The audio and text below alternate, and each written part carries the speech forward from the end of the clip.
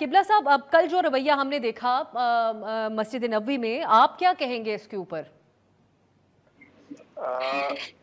बहुत ही अफसोसनाक वाक़या हुआ है और कोई इसके लिए जवाब पेश नहीं किया जा सकता, कोई इसकी वजाहत नहीं की जा सकती सिवाय इसके कि इसकी भरपूर मजम्मत की जाए। मजहबी हवाले से भी इसकी मजम्मत है, क्योंकि हरमैन शरीफैन का इलाका जो है आस पास, ये मुक़द्दस इलाका है और हरगिज़ इजाज़त नहीं है कि इसमें कोई भी आवाज़ ऊंची कर दी जाए। शरई तौर पे भी जवाज़ नहीं है, सियासी और सफारती तौर पर भी ये वाक़या काबिल मज़म्मत है, क्योंकि बिलअमूम पूरी दुनिया के मुसलमान वहाँ होते हैं और इससे पाकिस्तान का जो तासुर बनता है वो बहुत ही मनफी तासुर पैदा होता है।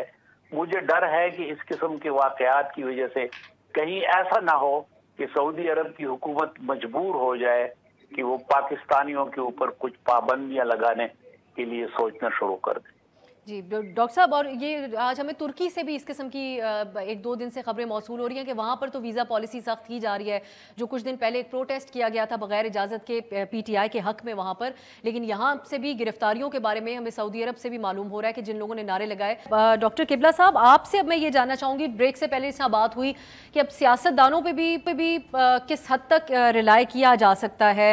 उनके अपने ही बयानात इस किस्म के रहे, तमाम रवैये इस किस्म के रहे, लेकिन आवाम जो है वो भी बहुत ज़्यादा तफरीक का जो शिकार हो चुकी है। एक इस ऐसे नहज तक ये मामलात पहुंच चुके हैं कि आप समझते हैं कि जब एक किसी इदारे के ऊपर एतमाद नहीं रहा, तफरीक इस हद तक है कि सहाफ़ी को बात करे तो उसकी नीयतों पे भी शक किया जाता है, आम तौर पे एक दूसरे के ऊपर एतबार नहीं किया जाता, चोर डाकू वैसे भी कह दिया जाता है और फिर साबित हो या ना हो वो बाद में रह जाती है बात। हम इस बहरान से कैसे निकलेंगे? वे आउट क्या है, आप क्या समझते हैं? बिल्कुल एक बहुत मुश्किल सूरत हाल पैदा हो गई है। बदकिस्मती ये है कि जो हमारी रिवायात थी और जिस तरीके से हमारा मुआशरती एहतराम का तस्वर था, वो रफ्ता रफ्ता अब तकरीबन ख़त्म हो रहा है।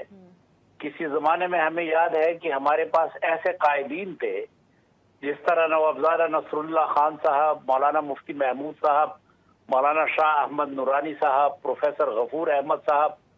ये बड़े लोग थे और अपने कारकुनों की इस तरह तरबियत किया करते थे कि उनके अंदर एक तहम्मुल, रवादारी और बाहमी एहतराम का जज्बा था। अब ज़रूरत इस बात की है कि हमारे कुछ ऐसे लोग कि जो तारीख से वाकिफ़ हैं, जो सियासी हरकियात से वाकिफ़ हैं, वो ये कोशिश करें कि सियासतदानों की तवज्जो इस तरफ मबज़ूल कराएं कि आप आइंदा नस्ल को क्या मैसेज दे रहे हैं, आप किस किस्म का पाकिस्तान मुंतकिल कर रहे हैं आइंदा नस्ल को।